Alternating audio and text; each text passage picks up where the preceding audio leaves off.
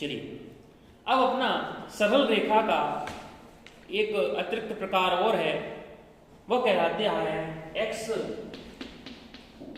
cos alpha y sin alpha बराबर p। यह है हमारा सरल रेखा का अगला प्रकार। अब अभी आपको ये समझ में नहीं आ रहा होगा ये सब क्या चीज है। तो यह कहलाता है अभिलंब रूपी सरल रेखा की समीकरण। ये क्या है?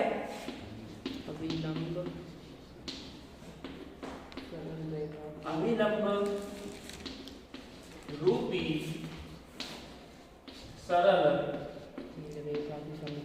रेखा की समीकरण।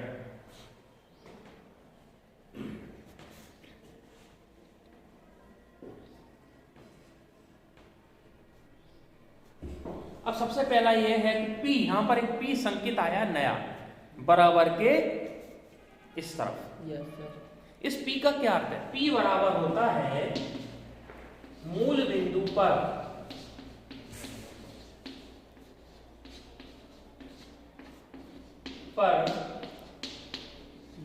डाले गए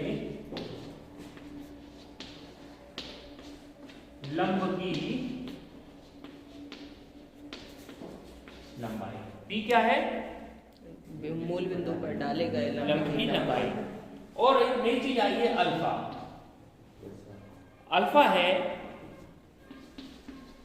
x अक्ष और लंब के बीच का कोण।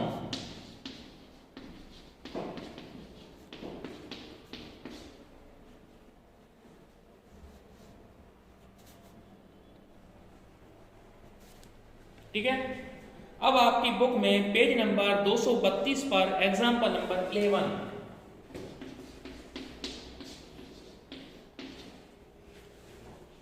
पेज नंबर 232 एग्जाम्पल नंबर 11 प्रश्न है, ध्यान से पढ़ें अपन प्रश्न।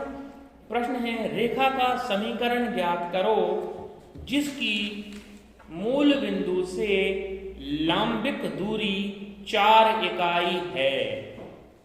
मूल बिंदु से लंबिक दूरी माने मूल बिंदु से डाले गए लंब की लंबाई कितनी है? 4 है। माने क्या दे दिया उसने हमको? P का मान। क्लियर ना? तो एग्जाम्पल 11 में हमको दे रहा है मूल बिंदु से डाले गए, ये हमको प्रश्न के साथ ये समझना पड़ता है कि हमको क्या दे रहा है। ये हमको प्रश्न में यही समझना है कि हमको क्या दे रहा है। तो हमको कह रहा है मूल बिंदु से लंबिक दूरी माने मूल बिंदु से जो लंब डाला गया है उसकी दूरी माने लंबाई कितनी है? हमको 4 देनी। अब धन x अक्ष माने x अक्ष की धनात्मक दिशा तथा लंब के बीच का कोण कितना दे रहा है? 15 डिग्री। माने अल्फा का मान हमको क्या दे रहा है? 15। x अक्ष और लंब के बीच का कोण जिसको हमने अल्फा बोला है, अल्फा ये हमको कितना दे दिया है? 15 डिग्री। कोण की बात कर रहा है इसलिए अपन यहां डिग्री लिख दिए। तो अब समीकरण नंबर 1 में उठा के अपन P और अल्फा दोनों के मान रखते हैं। तो समीकरण नंबर 1 में दोनों मान रखो क्योंकि यही हमारी समीकरण है। इसको ही हम सूत्र कह रहा है। तो क्या है सूत्र? x cos alpha y sin alpha बराबर P।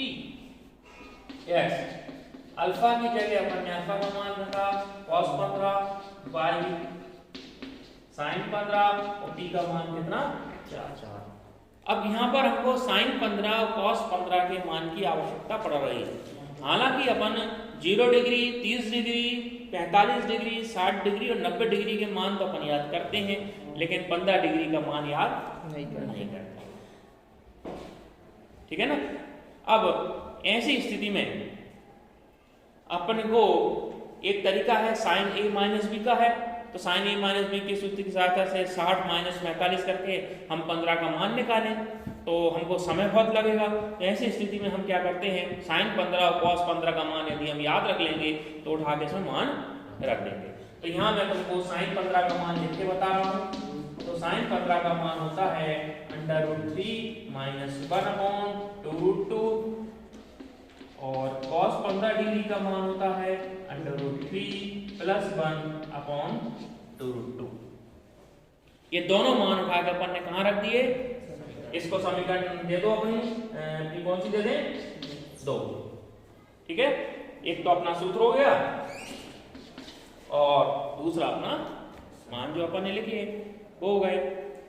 उठा के अपन ने समीकरण नंबर 2 में sin 15 और cos 15 का मान रखा, तो ये क्या हो गया, √3 - 1 × x/2√2 √3 + 1/2√2 y = 4।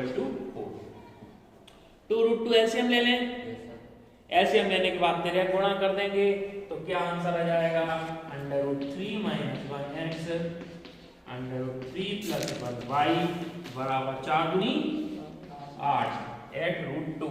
ये आ गया हमारे पास आंसर। यही सरल रेखा की समीकरण आ चुकी है।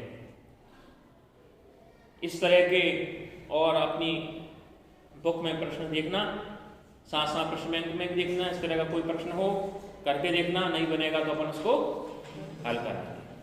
अपनी क्लास इतनी है आज।